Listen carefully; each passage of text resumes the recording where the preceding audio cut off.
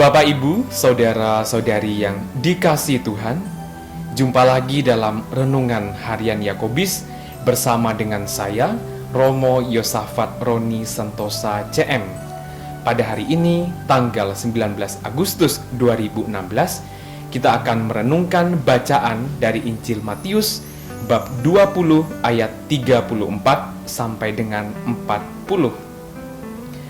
Dalam Injil, seorang ahli Taurat bertanya untuk mencoba Yesus tentang perintah Allah yang harus dinilai sebagai hukum yang utama dan terutama.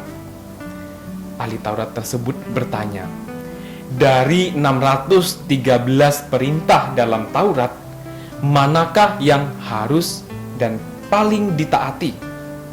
Artinya, manakah perintah yang paling utama dari perintah-perintah yang banyak itu? Yesus memberi jawaban bahwa perintah yang paling utama dan terutama adalah kasihilah Tuhan Allahmu dengan segenap hatimu, dengan segenap jiwamu, dan dengan segenap akal budimu. Lalu perintah atau hukum yang kedua yang sama dengan hukum yang pertama tersebut adalah kasihilah sesamamu manusia seperti dirimu sendiri. Perintah pertama tentang mengasihi Allah merupakan rujukan dari kitab Ulangan bab 6 ayat 5. Sedangkan perintah kedua, yaitu tentang mengasihi manusia, dirujuk dari kitab Imamat bab 19 ayat 18. Nah, para rabi Yahudi pada zaman Yesus mengakui bahwa kedua ayat ini merupakan jantung atau hakikat dari hukum Taurat. Nah, jaminan surga dan tinggal bersama Allah akan diperoleh ketika orang melaksanakan kedua perintah tersebut. Bapak, Ibu, dan saudara-saudari yang dikasihi Tuhan, dengan menyatakan kedua hukum tersebut sebagai hukum yang utama, Yesus sebenarnya ingin menegaskan bahwa dasar hidup orang beriman itu adalah kasih. Hukum kasih hendaknya menjadi yang utama dari segala hukum yang diajarkan di dalam Taurat. Kasih itu pertama-tama kita nyatakan kepada Allah dengan segenap hati, jiwa, dan budi kita.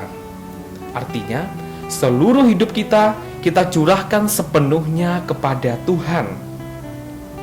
Ketika kita pertama-tama mengandalkan Tuhan, mengutamakan Tuhan, maka dalam hidup ini kita tidak akan mengejar hal-hal yang menjadi kesenangan pribadi kita. Kesenangan yang hanya dapat memuaskan kebutuhan hidup kita sesaat. Pertanyaannya, mengapa kita harus mengasihi Tuhan? Karena Tuhan sendiri lebih dahulu mengasihi kita. Kasih Tuhan Dia tunjukkan lewat pengorbanan yang dilakukan oleh putranya dengan mati di salib. Itulah kasih terbesar yang Dia lakukan bagi hidup kita. Selanjutnya, kasih kepada Tuhan harus berbuah dalam kasih kita kepada sesama. Nah, kasih kepada sesama ini merupakan bentuk konkret dari kasih kita kepada Tuhan.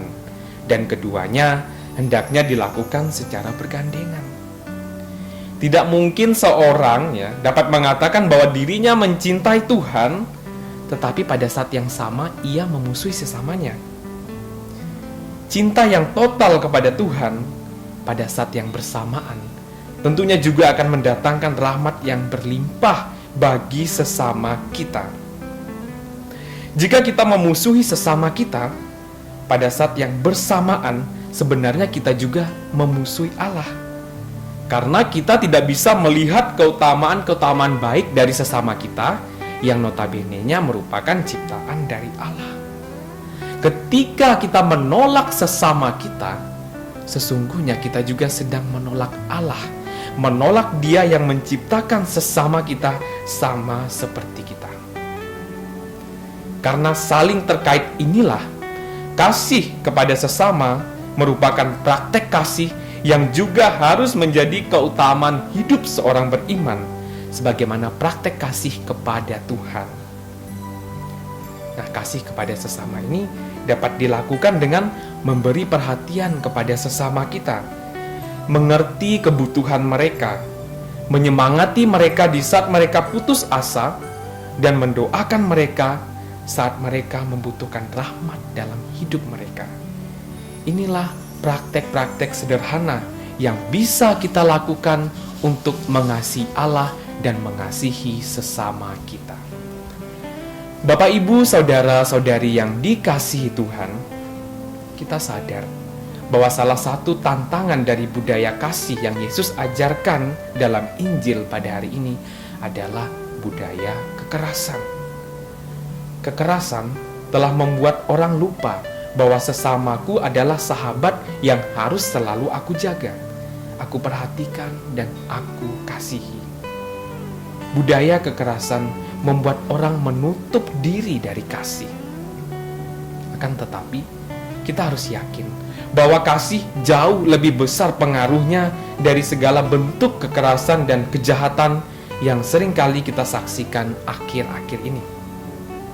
Kasih harus melampaui semua hal itu.